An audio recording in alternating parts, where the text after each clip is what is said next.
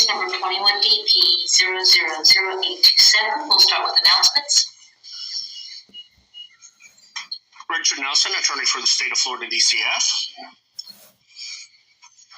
Luann Goodine, attorney for Guardian Ad Litem program. Hey Adams, volunteer guardian ad litem. Sandra Ward, Foster Children's Project on behalf of Manny. Cynthia Karos with the Office of Regional Counsel, attorney for the father. The father is present. Please say your name. Jerry Roach, I'm present. Dr. Michael Williams, education liaison for Palm Beach County School District.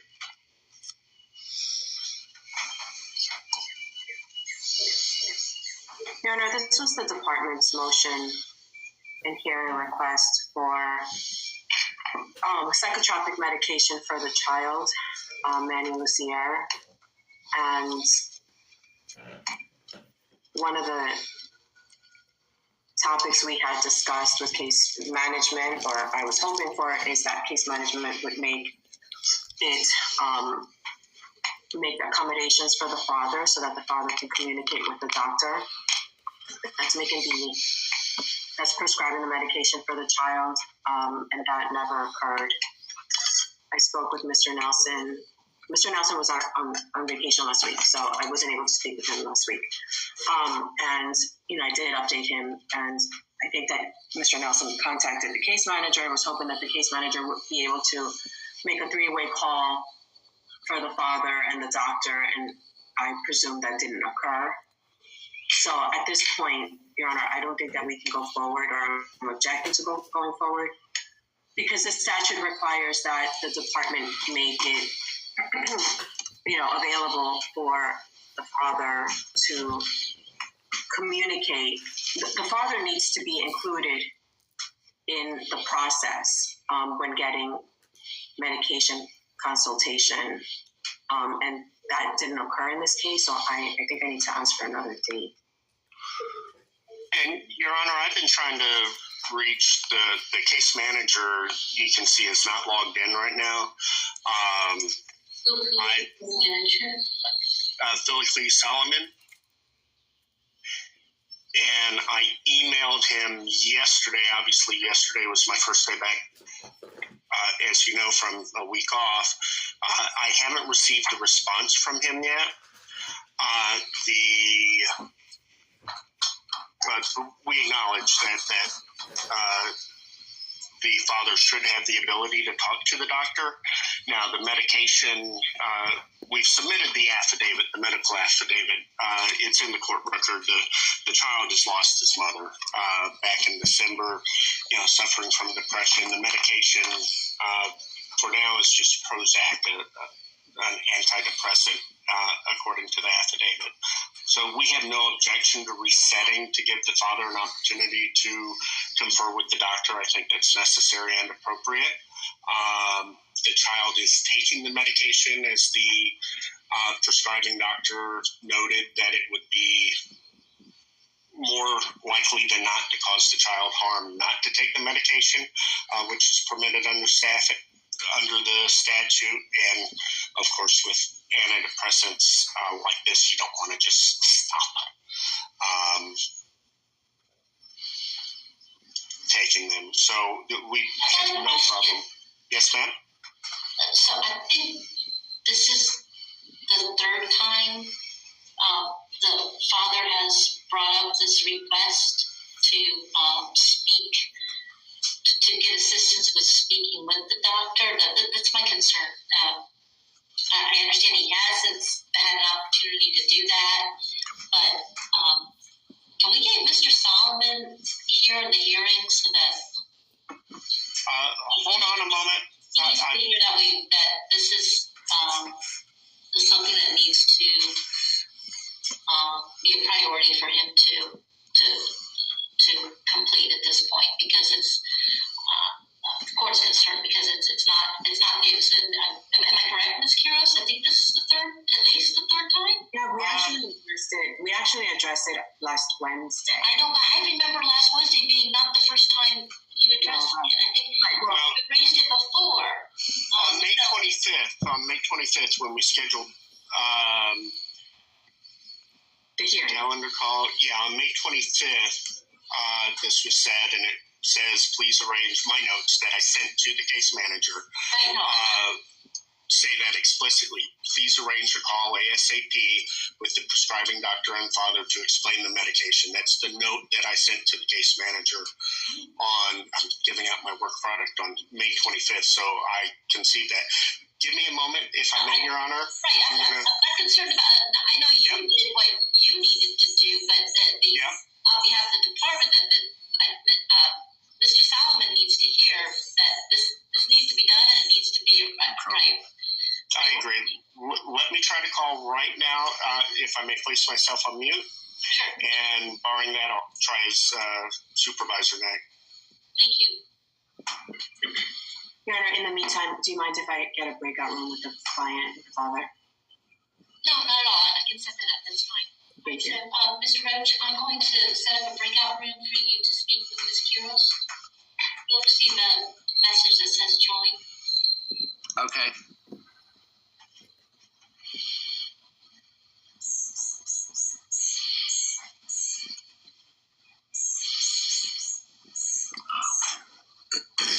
They're in trouble. The judge is getting them.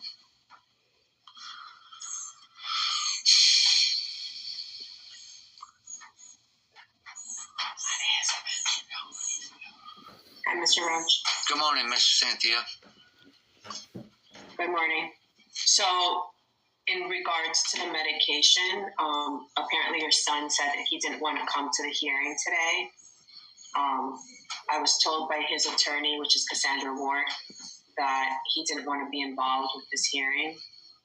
I didn't know if you wanted me to include Cassandra Ward in this breakout room so that maybe you can hear what he has told her in regards to the medication. But apparently he said that he wanted to try it because he's feeling depressed, apparently, which I don't blame him, right? I mean, he lived with his mom and he saw his life a certain way, and then all of a sudden his mom passes and now he's in licensed care, or no, his mom passed, and then he thought in his mind that he was going to be living with this man, which was the wife's boyfriend. Whether you approve or not, that's what he thought he was going to be doing, and then that didn't work. Now he's in licensed care with strangers, so the whole thing is very sudden for any child, and that would upset any child. So he's upset, or maybe he just goes up and down. So he's saying that he wanted to try it to see if that would make him feel better. Apparently he already started the medication, and he says that it does make him feel better. I mean, he just started it, so supposedly he claims that it does make him feel better. I got you. Go ahead. What? Go ahead. I said I got you. I understand. So, I'm really pushing for you to be able to talk to the doctor that's prescribing it, because maybe, as the parent, you should be able to communicate and ask them questions if that makes a difference to you. I mean, you do have the right to do that, which is why I keep on pushing this, because I feel like you should have that opportunity just in case that'll make a difference for you. I was also wondering, Miss Cynthia, they're going to do the home studies, and they've never materialized yet, and now they're going to That takes long. they're going to let him go. They're saying they got him a jet ticket on the 9th to go to Massachusetts, and they haven't even done a home study there yet, or I don't know if they did or didn't. Apparently they didn't, or you wouldn't have told me that, right? Yes, I don't know of a home study in either place. Right. So they're going to send him there. They're going to send him there without the home study, right? They're doing a trip for the home study, which he has the option. If he says that he wants to go visit your mom, he can do that too. Well, he's done pretty well been persuaded that his Uncle Gary's going to take over the steering wheel. So I'm like, I have no choice and no say, because from the beginning, I've tried to get in communication with somebody that could help me, advise me through this. And we set a strategy to help me get my son. It was supposed to be an emergency custody. I realized I had got the restraining order. I'd done everything everybody's asked me. And now it's like they threw me to the wolves and, I don't know what to do. So the problem is that your son is old enough. Sometimes we deal with children that are babies or toddlers. I understand and when that. it comes to those types of situations, then it's easier to just place them. It's just a legal argument. But when it comes to children that are teenagers, they get attorneys and they get a say. It gets more complicated. And in your particular son's place or position, he's older and he doesn't know you because of the restraining order. Whether you think it's fair or not fair, Right. I just came into the situation. Right. This restraining order has existed for years and years and years. And again, whether you think it's fair or not, that's been the situation. So he doesn't have a relationship with you. Well, So, I know in 2014, I tried to fight to get my son, and that Mary Mahoney, she more or less told me that I had no chance, so she pretty well decided there. And now I'm trying again, and I'm still getting the same results. So it's like, and I'm trying to explain to you. also he's under medication, and I don't feel like he should have the right to have any say, being he's under the care of a doctor and he's under medication, so therefore he can't make no good decision for himself. So the medication, I don't know that I disagree with you. I don't agree that because the child is taking medication, that means he can't make good decisions. I mean, I don't know that the medication is going to distort his ability to think. I mean, he still goes to school. It's being impaired. Isn't that considered being impaired, though, right? Impaired? No. Why would he be impaired? Impaired is being in medication. Breakout room is going to close. Okay. Being impaired is when you're taking a substance where it's an illegal substance or not prescribed. Okay. So, I mean, like you have a visit with him tomorrow, another therapeutic visit. I mean, if you see your son and he's falling asleep, that's impaired. Well, when he's calling me, and I can't reject his calls. I mean, what do I do about that? No, keep on talking to him. You can keep on talking to him. Okay, good. Yeah, as long as the child, it's in his discretion, you can keep on talking to him. Yeah, he's coming to me. I mean, I can't deny him. He's my boy. Okay, good. You're fine. You're good. Good, great. And if during the conversation he ever says that he wants to come visit, then you let me know, because I can do an order for that too. Okay, yes, ma'am. I thank you, ma'am. Got a little bit sad.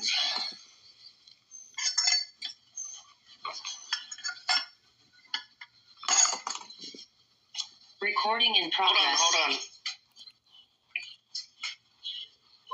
Just a moment, Your Honor, if I may. Sure.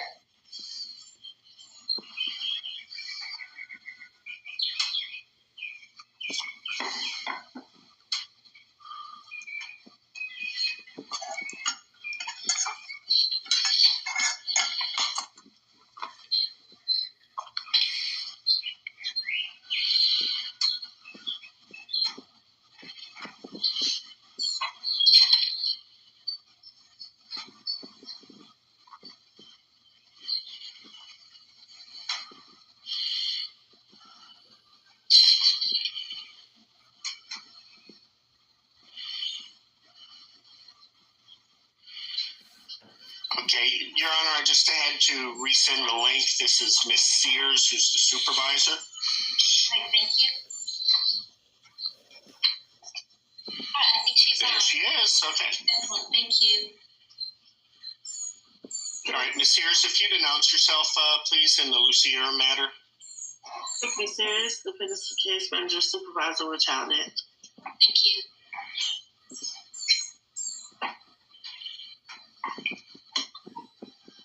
And would you like me to recap, Your Honor, or do you want to? You may recap. That's fine.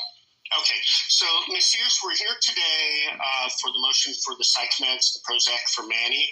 I had previously, on May 25th, asked Mr. Solomon to get with the father and arrange a conference call with the doctor to discuss the medications. I emailed him yesterday late afternoon and tried to get a hold of him today with no response. And it appears, based on reports, I guess, from the father through Ms. Quiroz, that the consultation has not happened. And of course, the court is very concerned that this is now the third time that we're addressing this, and the father has a right to consult with the doctor before the court decides on this motion. So is this something that you can follow up on today to get a conference call with the doctor, Mr. Roach? Yes, I can do that. Am I muted? No, we can. I can hear you. Oh, okay, I'm sorry. I can hear you. I can hear you. No, Yes, Mr. Nelson very adeptly summarized the issue here for the court, because it is the third time that this is being addressed. Oh, I see Mr. Solomon is present now. Oh, okay. All right. All right, so Sorry about the tardiness. We had connection problem. all right, so Mr. Nelson. Okay. So, Ms. Sears, if you want, Mr. Solomon, can you express to Mr. Solomon the importance of having one of you two, and I'm not speaking for the court, but one of you two need to have a conference call with the dad and the medical provider today, so the dad can be informed about this medication. No one has filed a rule to show cause yet, but it's very important that when the court has already addressed this matter a couple of times, that one of the other parties may take legal action. We don't want to see that happen, no, and I'm sure Judge Small doesn't want to have to do anything about this, but Mr. Roach needs to be able to talk to this doctor about the medication. Do you understand that, Mr. Solomon? I believe I spoke to him. I believe he said he spoke to the doctor. Are you sure about that? Yeah, because the last time I spoke to him, he said he would have his schedule for that week was on Wednesday to speak to him. Okay, so can we, Ms. Quiroz, what happened? Not during, but. Mr. Roach, have you spoken to the doctor? No, ma'am. I've only had to visit with my son and the therapist. Okay. So I don't know, Mr. Solomon, if you're referring to the therapist. The father had a therapeutic visit with the child last Wednesday. So I don't know if I don't know if that's the doctor that's being referred to, but there was a therapeutic visit last week where the father had a visit with the child and the therapist was present. That's the only person that he's communicated with. Okay, there was a miscommunication out there. So I believe this what I thought it was. Okay, so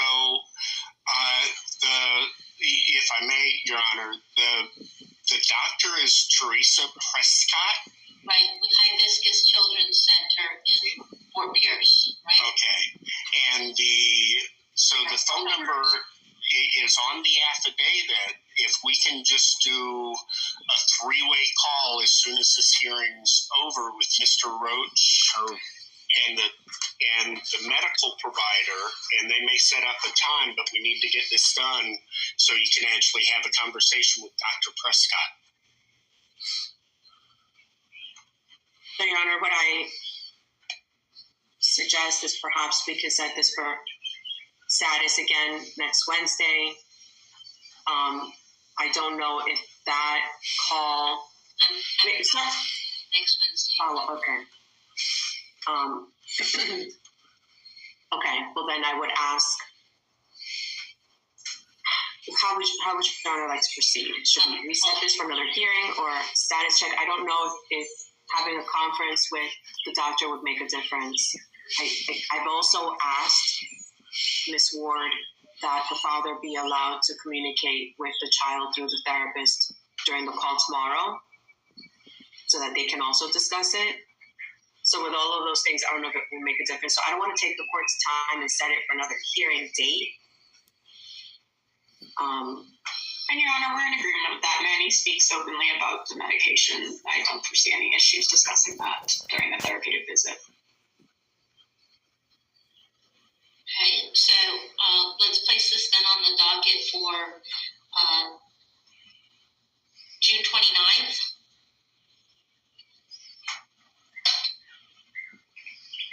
Status check on the motion, and if it hasn't been resolved, then we'll set it for hearing on that date, for a future court date. But Manny will continue on the medication.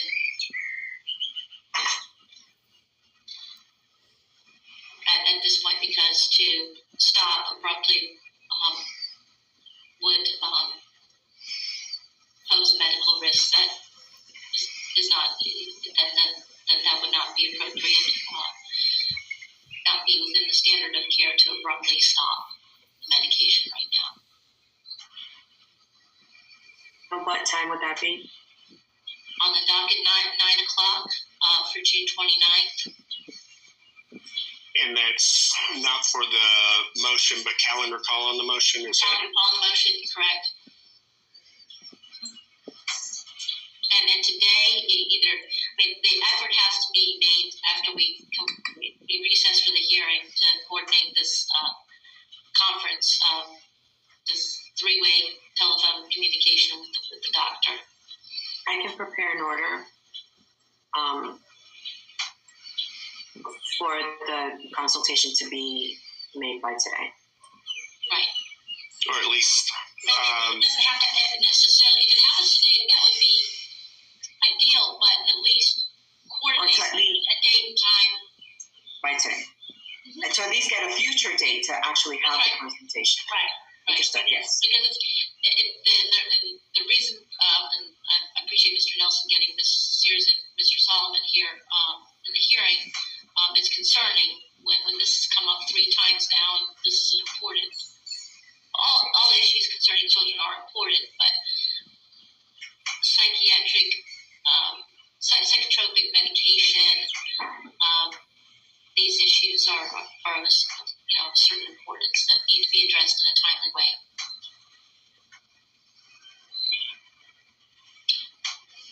And I assume Ms. Sears and Ms. Salomon should both plan on being here for the June 29th. Yes, you're required to be here for the June 29th hearing. Thank you. This June 29th at 9 a.m. You can attend on Zoom. That's fine.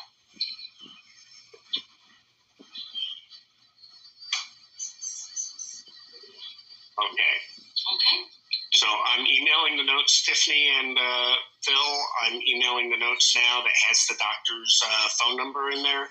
So you heard the court. We have to at least get with the doctor today to schedule the consult and get it scheduled as soon as possible. Okay? Everyone understand? Yes.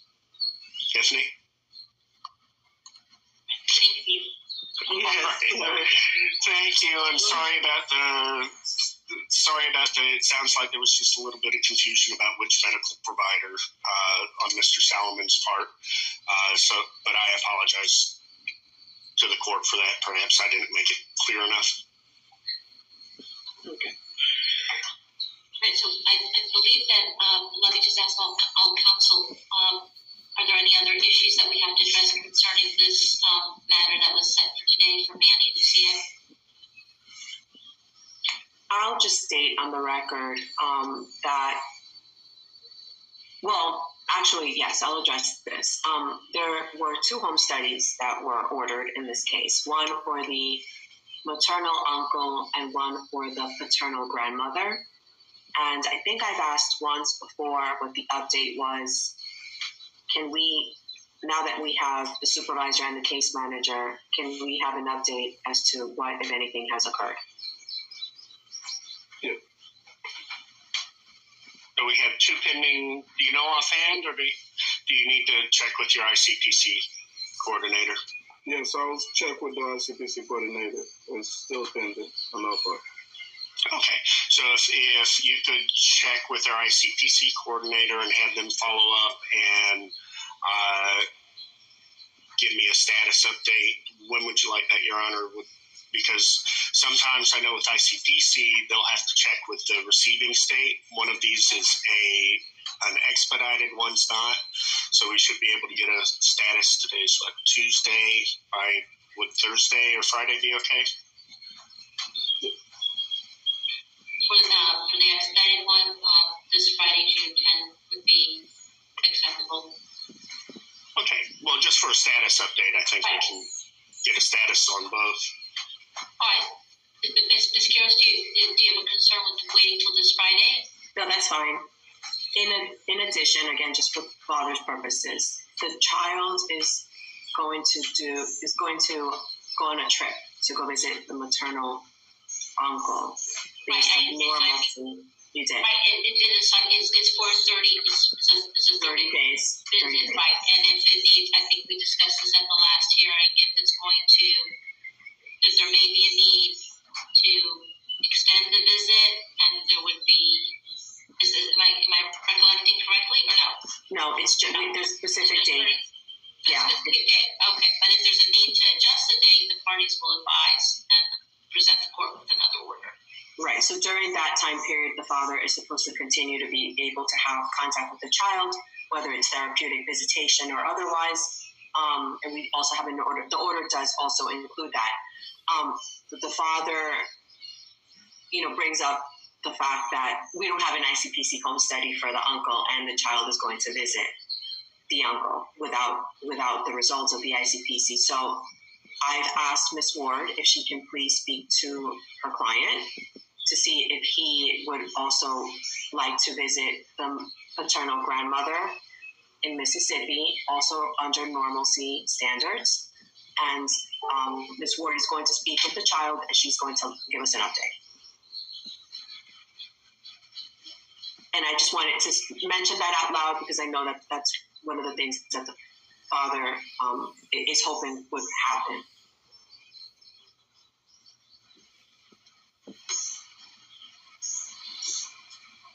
Ms. Ward, if you can just confirm if you were going to speak to him about that and mention it to him. Yes, this request was made in the last 20 minutes or so. We will absolutely speak with Manny. Okay, thank you so much. And that's it. Mr. Solomon, do you have a question? Regarding this, I had said requested date for this because I need to settle with hibiscus. We already have an order. We already have a court order for the child. I didn't get the order. Did you not get it? No, I was waiting on it. So, because that date I sent out was from, he was supposed to be traveling on the 9th, which is tomorrow. No, which is in 2 days. We already have an order. The judge signed it. And All right, so if the dates, I think the concern, let me pull up the order.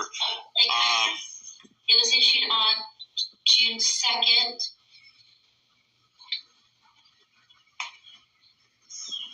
Unopposed order for travel. So just with the dates, because we have to buy tickets. June 9 to July 8. So if there's a problem with the tickets, Philocles, I think, I don't think anyone's going to give us a hard time if we have to change the dates by a day or 2 or 3. Is that fair to say? Yeah. And Your Honor, for the court's notice, I did speak with Manny yesterday. He's under the impression he is traveling this Saturday, the 11th, which is a slight modification to the dates. But I'm not entirely sure who is purchasing the tickets and where that information came from. Okay, so let me know what dates exactly. I think the return date we can keep The same. Return date's July 8th. It was July 9. Right? In the order, it says July 8th. Oh, okay. If you need to, okay, here's the deal. Send an amended agreed order with the dates. It sounds like you're agreeing to leave on July 11 and come back. To leave on June 11 and come back as late as July 11 or July 8th. Is that when the uncle needs to, the receiving person, what his plans are, right? I believe the issue, Your Honor, is we cannot have him gone more than 30 days. Right. So I did the math. So if we start, if he travels a few days later, then he can stay a few days later. If that's what the ultimate goal is. But the uncle Gary Lucier may have he may have his own scheduling plan in terms of the return being July. To just reconfirm what the firm dates are in terms of when he's leaving, when he's returning. Send me the agreed order, the amended. I'm here. I'm not going anywhere. So just send it today or tomorrow. But we'll get it done. So it would have to be June 11 to July 9. Okay, that's fine. Send me just the amended order, and I'll do it today. We'll file it on an emergency basis. You'll get it today. Thank you, Your Honor. All right. Okay, so just confirm with me, Phil, today on that as well, and also let me know about the doctor consult. All right. Thank you. All right. Thank you, Your Honor. You're welcome. This concludes the case concerning Manny Lucier. The other case that we have this morning concerns Sinquan